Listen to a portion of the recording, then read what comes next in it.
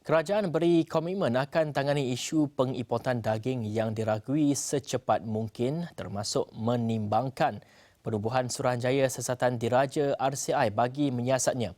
Menteri di Jabatan Perdana Menteri Hal Ehwal Agama Datuk Seri Dr. Zulkifli Mohammad Al-Bakri ada berkata perbincangan mengenainya telah dimulakan dan beliau berkata pihaknya juga akan berbincang dengan Jabatan Kemajuan Islam Malaysia JAKIM serta bahagian pengurusan halal JAKIM dan beberapa kementerian untuk melihat sekiranya terdapat mana-mana kelemahan untuk dibaiki. Kita akan melihat isu katal daging ini dari segi perundangannya dan bersama kita di talian Skype adalah Profesor Undang-Undang Perlembagaan Universiti Sultan Zainal Abidin Uniza yang juga mantan Peguam Kanan Persekutuan di Jabatan Peguam Negara, Datuk Muhammad Nasir Desa di talian. Salam Datuk. Waalaikumsalam warahmatullahi wabarakatuh. Datuk, bagaimana kita ingin melihat institusi agama seperti JAKIM dapat diperkasakan lagi dari segi penguatkuasaan dan institusi lain yang terlibat, terutama yang melibatkan isu pensijilan halal ini, Datuk? Kerana ketika ini tuding-menuding jari sedang berlaku. Pandangan Datuk sendiri bagaimana? Baik, Assalamualaikum warahmatullahi wabarakatuh. Sebenarnya isu berkaitan dengan JAKIM ini sudah pun lama menjadi kontroversi di negara kita sejak daripada zaman merdeka lagi. In fact, hal berkaitan dengan halal ini pun sebenarnya kita telah selesaikan sejak daripada tahun 2008 lagi ketika saya masih bertugas di Jabatan Peguam Negara. Kita telah finalisekan isu berkaitan dengan pensijilan halal dengan melibatkan 3 pihak. Kolaborasi antara JAKIM, KPDN KK dan juga Majlis-Majlis Agama Islam Negeri.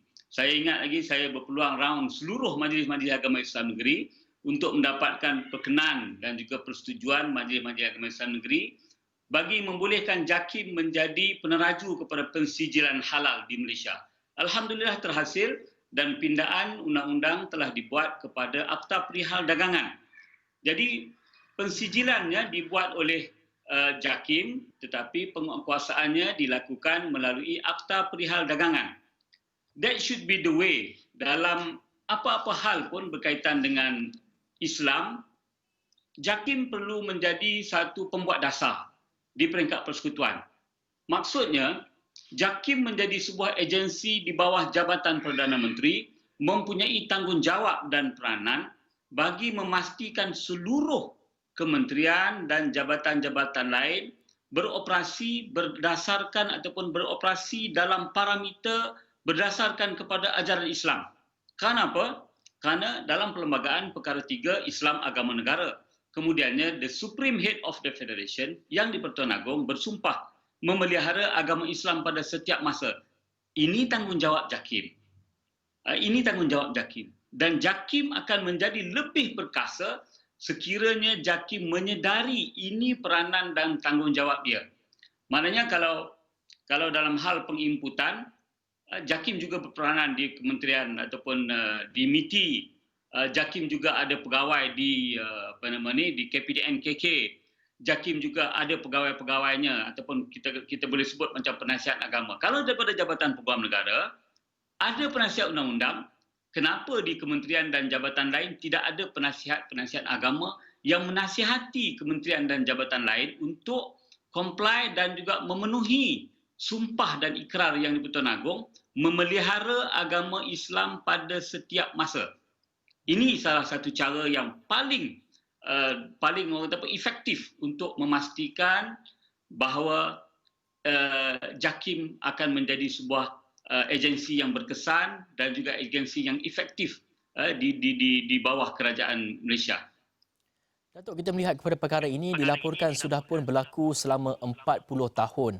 Pandangan Datuk, apa silap dalam sistem penguatkuasaan kita sehingga ia berlarutan berpuluh tahun ini, Datuk?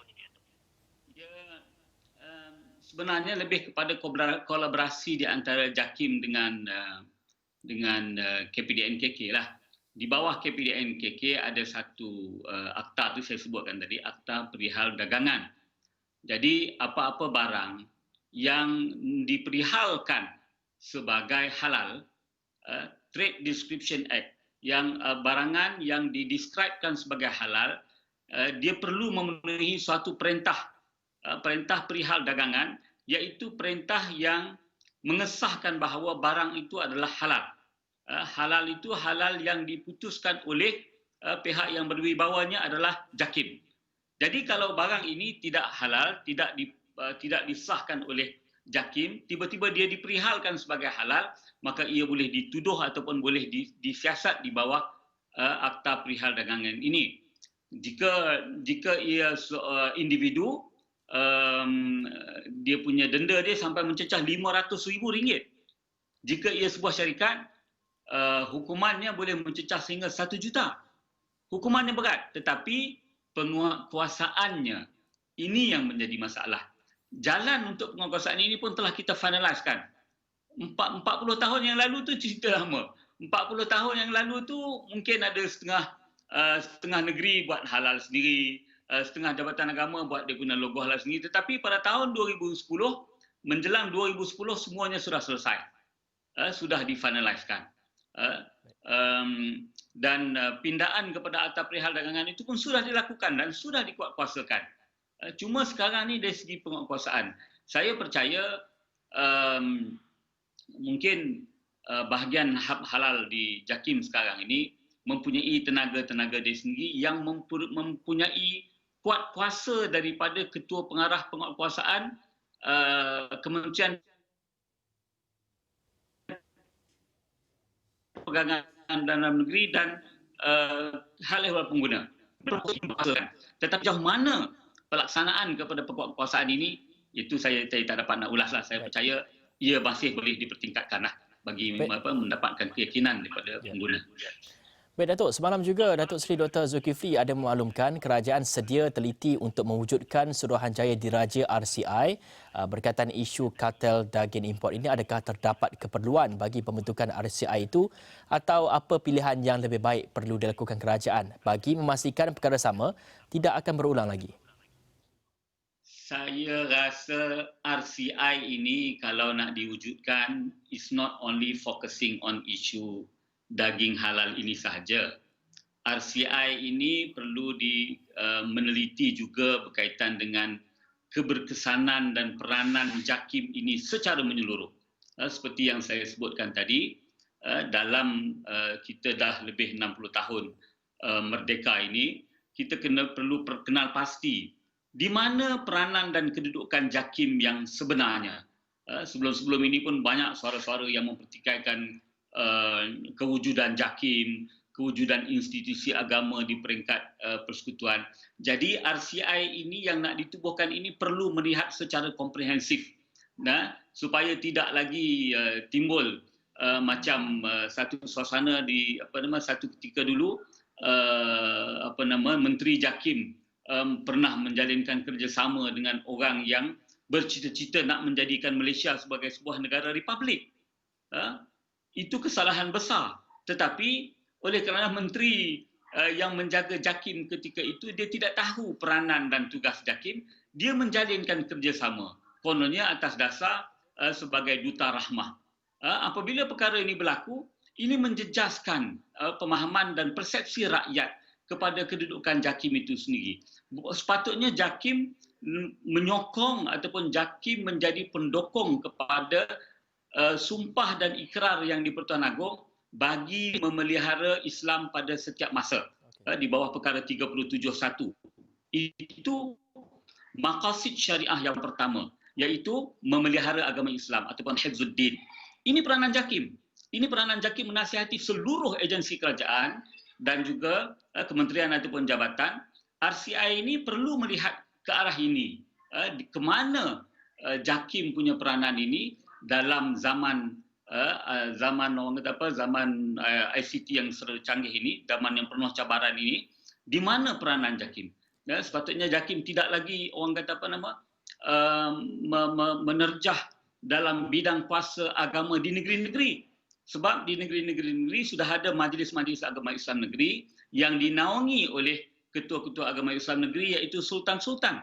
Jadi JAKIM kena fokus. Fokusnya ke mana? Fokusnya kepada senarai persekutuan, senarai federal yang banyak itu.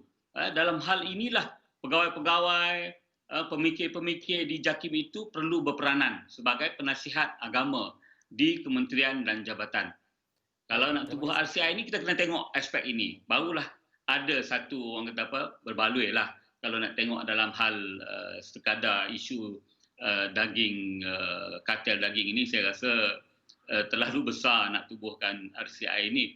Perkara ini kita boleh semak dengan hanya interdepartmental punya investigation pun dah memadai. Kita buat orang kata apa kajian semula kepada keberkesanan skim pensijilan halal yang telah kita putuskan lebih 10 tahun yang lalu. Baik, terima kasih Dato' Mahammad Nasir Disa merupakan Profesor Undang-Undang Perlembagaan Universiti Sultan Zainal Abidin UNIZA atas perincian itu.